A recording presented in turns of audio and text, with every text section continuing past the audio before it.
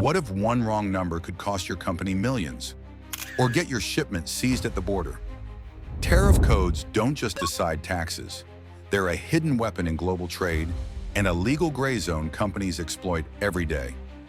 In this video, we'll break down how tariff codes really work, how they're manipulated, and what happens when you get it wrong. Let me first give you a peek into how tariff codes are actually structured.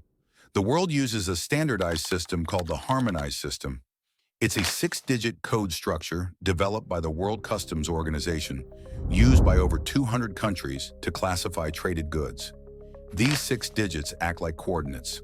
The first 2 digits are the broad category. The next 2 narrow it further, and the last 2 get even more specific. Countries often extend the system to 8 or 10 digits to apply their own national rates and rules. In the US, it becomes the HTS-US. In Europe, it's the Combined Nomenclature, or CN code. Every product must be correctly classified before crossing a border. This classification affects duty rates, documentation, inspections, and regulatory requirements. Now let's zoom in on how those digits actually work and how they trigger taxes, audits, and delays. The structure of the code matters. For example, Chapter 64 is for footwear. Within that, 6,402 cover shoes with rubber soles. Add a few more digits, and you're distinguishing between athletic shoes and waterproof boots. Tariff codes are used by customs officials to determine the exact duty rate, but it goes beyond taxes. Codes can trigger safety inspections, flag trade restrictions, or require specific licenses. For companies, misclassifying a product, whether by accident or design, can mean overpaying on duties, facing shipment delays, or even having cargo seized. Here's where it gets interesting. The system can be manipulated legally. Apple once argued the Apple Watch should be classified as a communications device instead of a smartwatch, slashing its import duties.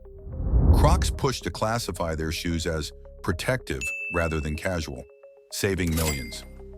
Some solar panel makers added plastic strips to their products to have them reclassified as building materials, which carried lower tariffs.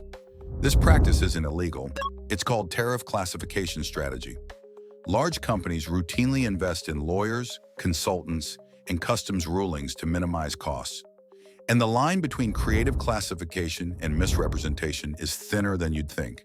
Now let me take you into the world of tariff engineering, where shipping strategy meets tax strategy. Tariff engineering goes even deeper. Companies might slightly alter a product's features to fit into a more favorable classification. They might import disassembled kits instead of finished goods to avoid higher duties. Others shift final assembly to a different country so the product qualifies under a different country of origin and a different code. These changes often have little to do with the product's function and everything to do with how it's treated on paper. Now, I bet you're wondering, what happens if you get the code wrong? One wrong number can mean audits, delays, fines, even retroactive fees. And yes, even if it's accidental. That's why smart companies get advanced rulings. But even those aren't bulletproof. Because in global trade, it's not just what you ship, it's how you describe it. Language is leverage. And those who know the code control the cost. If this gave you a new perspective, hit like, subscribe, and let us know in the comments what product you think could be reclassified.